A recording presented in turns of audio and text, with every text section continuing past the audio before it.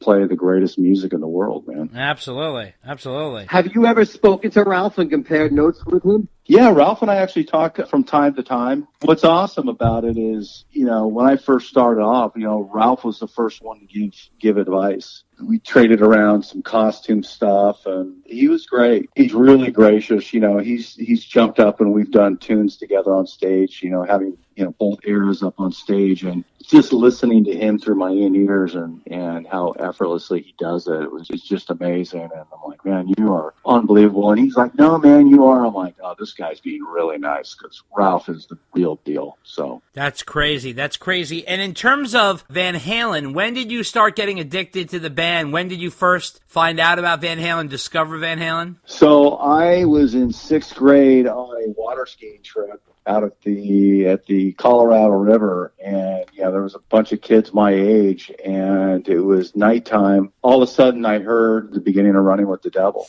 I heard those, the sirens or the horns, and I'm like, what is that? And then you hear Eddie kick in, and then Eruption. I'm like, this is unreal. And and then the breakdown of You Really Got Me, and you hear all the effects in the middle. I'm like, they're doing drugs right there. That's what it sounds like when you do drugs. That's where it started. So that was right when Van Halen 1 came out, and by the time I hit 8th grade, it was Fair Warning Tour, and since that tour, I've seen every version of Van Halen in every tour. So it's a lot of fun.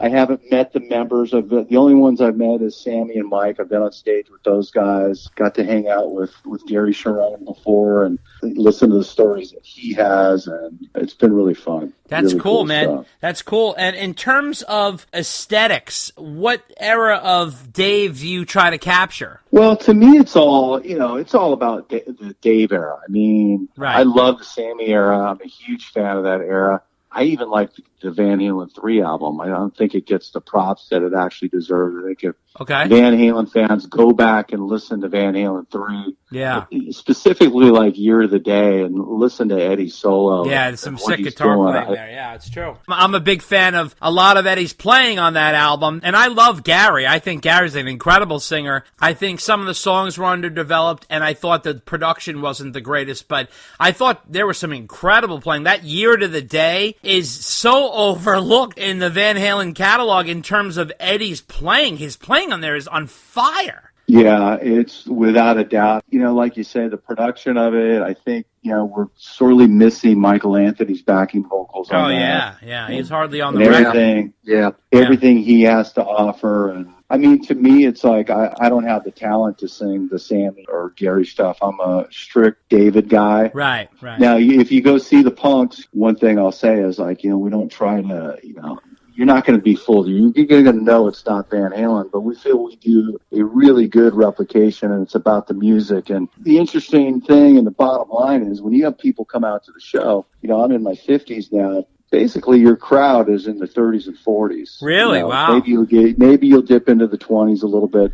Wow. They don't remember what Diamond David Lee Roth was all about. I know. He was king of the world in 1984. I mean, he was one of the top entertainers, in all of the world if you think back then. So if you try to come out and do full shtick David Lee Roth and you can't bring it, or the crowd's not getting it, it's interesting. You got to kind of pick your spots to respect the music and the spots to respect Dave and how you play Dave. And believe me, there are times when things are crazy and rowdy and you're in the right crowd, and you can stand there and take it all in and do your full David Lee Rothisms. And then there's other times you do it and it's crickets and people are like, what the hell is this guy doing? That's for sure. And what are some of the key elements of capturing the essence of Dave's vocal style? He has such a very unique signature flair. I mean, that's a good question. I think one of the reasons I was able to, somewhat pull it off, I think, is that I didn't start singing until I was in my 30s. Wow. So I wasn't classically trained. So, there's a zillion singers out there that have a lot more talent and technique than myself. But those guys out there, when they go out there with their pretty voice, having that Steve Perry Journey type of vocal, that stuff just does not work when you're doing that early Van Halen stuff. There has to be grit and grime coming out of your voice. there has to be the ability to go high a little bit, but make it sound like there's sandpaper in your throat. Right. And then being able to appropriately throw out a scream here and there to give the diehards the, like, oh, there it is, there's that scream. Yeah, I was going to say that has got to be probably the trickiest part. Did you do anything to perfect that? What happens is it takes years to get that. Story goes is that, Ralph, like myself, was just searching for that scream for years. And he found it and was able to hold on and still has it. Nobody does that scream better than he does. Yeah. For me, what would happen is I would do it during a show, and I'm like going, oh, my God, there it is. And then I would do it again, and I would do it again, and I'd do it again, and then my voice would be blown out.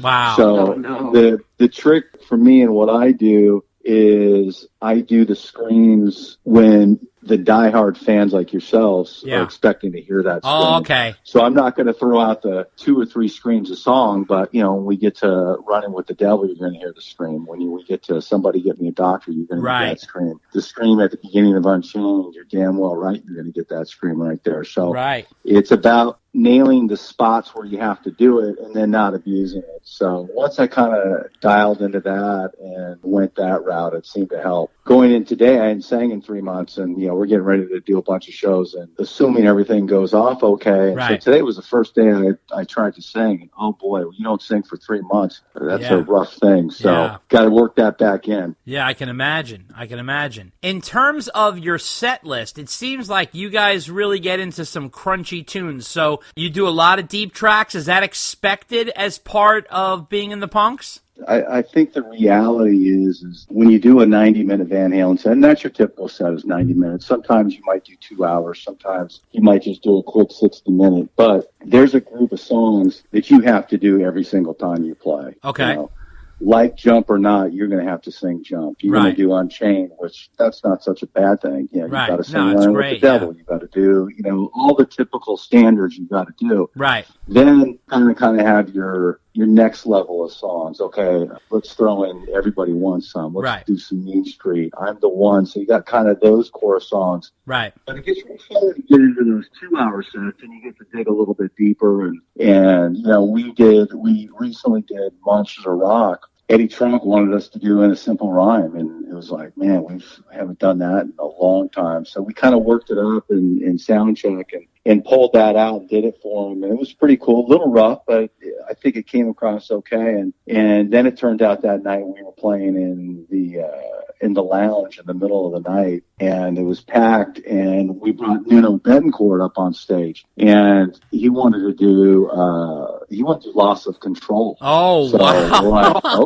I'm like, okay, let's do this. So we broke out Loss of Control. If you want to be in the Punks, you got to be prepared to dish out some of those really old classic stuff that, just the complete diehards love. And usually it's the 10% crowd that's out there that is just going out of their minds when they hear those songs. So those are a lot of fun to do. That's crazy. You guys ever try to do a full album from beginning to end? What's interesting about that is actually we have done it. I've done it in, the other bands too. And it always sounds like an amazing idea on paper. Yeah. And it just, in the experience that I've done it, and the Punks said the same thing when I brought it up, it just doesn't go over well. Yeah, so I agree. We tried it, we've done it, and it's just, it's kind of like when we did In a Simple Rhyme. It was like the 10 people got it, and the other people were like, well, I'm going to go get a beer.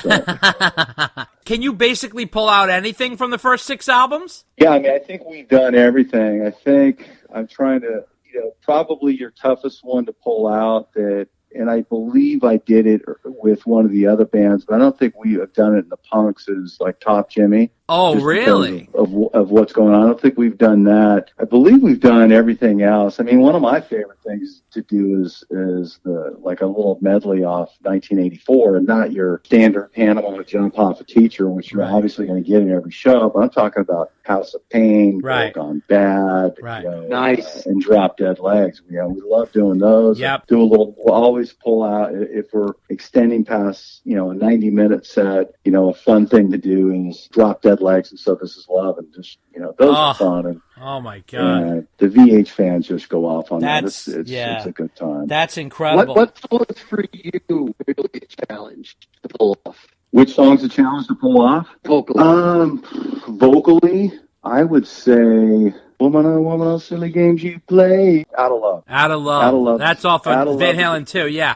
Out of Love again. Out of Love again. That's a pretty intense tune. That is. That's a fantastic tune. We actually did Out of Love again as one of the 3 songs with Nuno on Monsters of Rock. So that's a fun one. Wow, that's fun incredible. But difficult. Well, Nuno's a hardcore VH fan, that's for sure. If you ever see him again, you should sit down and ask him how shocked he was to find out that his lead singer went into his favorite band. I think he's still getting over that.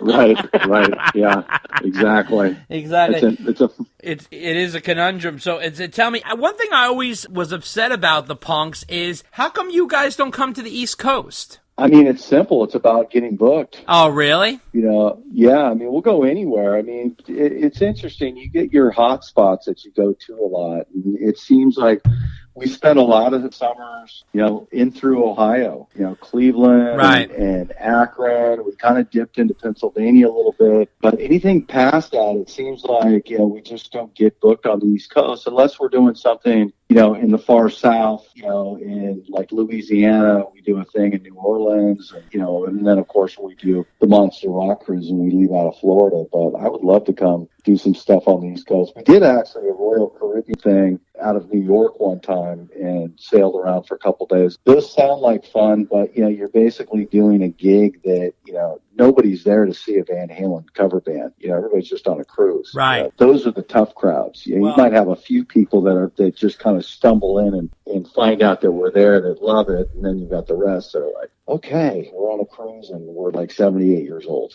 Well, I'm going to send you some places. I'm here in New York, and I think that there's a lot of Van Halen fans here, and there's not a lot of Van Halen live here. So I'm going to email you some places I think that would be worth your while, that I think you guys would do well at. In terms of Dave in general, have you ever met Dave face-to-face?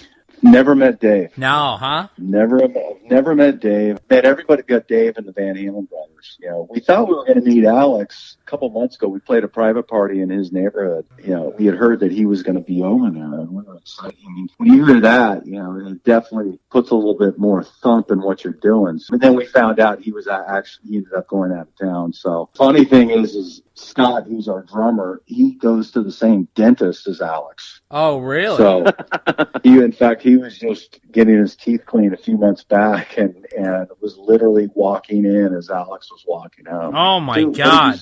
What did you say? He's like, I didn't say anything. I'm like, man, wow. Come on, man. Dude, you got to be kidding me. So let me ask you, what do you think is going on with the band? Do you think they're over, or do you think they're going to come back, or what do you think? Oh, boy, isn't that the $1 million question? Yeah, it is. Yeah. It is. I think if anything happens, it's going to be an Eddie, Alex, Sammy, and Mike thing. Really?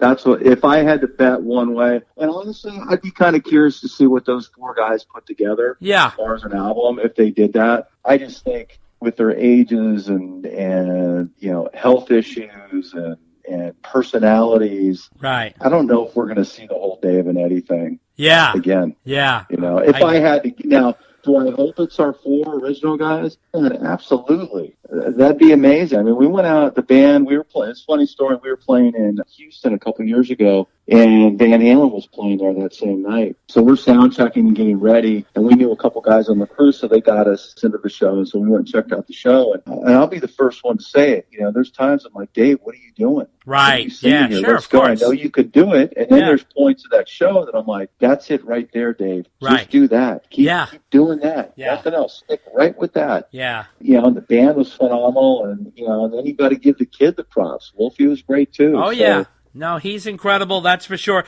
Now, where do you stand on A Different Kind of Truth? There's some stuff I really like on there, like Bullet Head. Right. Eddie's playing on that. When you get the music part of that album, it was good. I think there's a lot of stuff where Dave sounded really good. Stay Frosty, I love. I think there's a lot of good things. It just felt like something was missing for me. I just don't know if the ship had just sailed. Okay. Or we just at a different age, it was a different era. I thought it was treat. I loved it. I loved playing. what did we do? I think we did She's the Woman, did on that. I was going to ask you, how many do you guys do? Yeah, we played She's the Woman, and then we played Tattoo a couple times too. Okay. So She's the Woman was fun. I like playing that one. That was fun. I'll tell you, man, on the Van Halen lyrics, I grew up on these words, so the lyrics were,